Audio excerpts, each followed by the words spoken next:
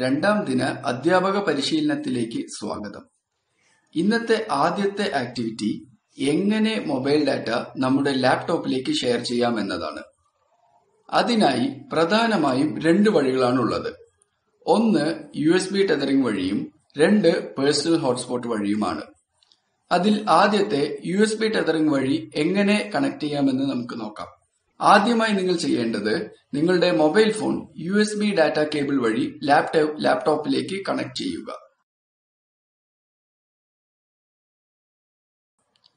Connect ചെയ്ത ശേഷം mobile data enable ചെയ്യുക. പിന്നീട് മൊബൈൽ ഫോണിലെ സെറ്റിംഗ്സ് ഓപ്പൺ ചെയ്യുക.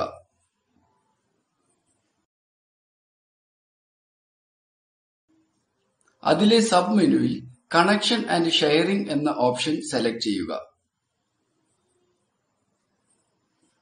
ശേഷം USB ടെതറിംഗ് എന്ന ഓപ്ഷൻ എനേബിൾ ചെയ്യുക.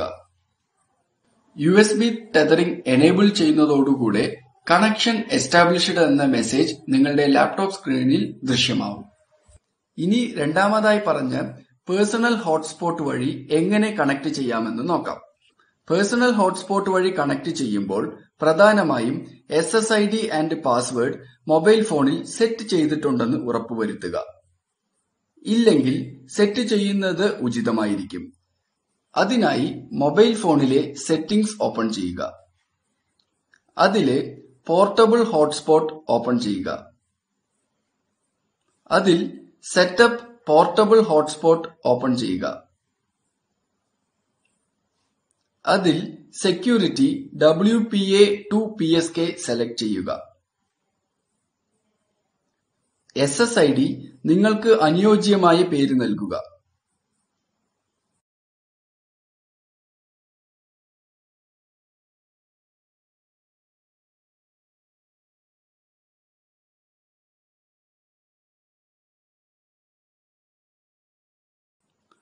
പാസ്വേഡിന്റെ ഭാഗത്ത് 8 ക്യാരക്ടേഴ്സിൽ കുറയാത്ത ഒരു പാസ്വേഡ് എന്റർ ചെയ്യുക. സേവ് ചെയ്യാനായി മുകളിലെ ടിക്ക് മാർക്ക് ക്ലിക്ക് ചെയ്യുക. ശേഷം എല്ലാം ക്ലോസ് ചെയ്യുക.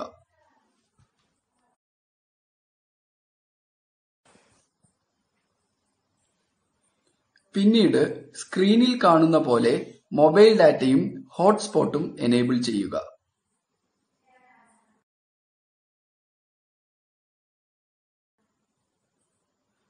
ഇനി സ്ക്രീനിൽ കാണുന്ന പോലെ നിങ്ങളുടെ ഡെസ്ക്ടോപ്പിലെ NM അപ്ലെറ്റിൽ ക്ലിക്ക് ചെയ്യുക. ക്ലിക്ക് ചെയ്യുമ്പോൾ നിലവിൽ അവൈലബിൾ ആയിട്ടുള്ള എല്ലാ കണക്ഷനുകളുടെ SSIDയും ലിസ്റ്റ് ചെയ്യും. അതിൽ നിങ്ങളുടെ മൊബൈൽ ഫോണിന്റെ SSID സെലക്ട് ചെയ്യുക. സെലക്ട് ചെയ്യുമ്പോൾ പാസ്വേഡ് വിൻഡോ ഡിസ്പ്ലേ ആവും. അതിൽ നിങ്ങളുടെ പാസ്വേഡ് നൽകി കണക്ട് ചെയ്യുക.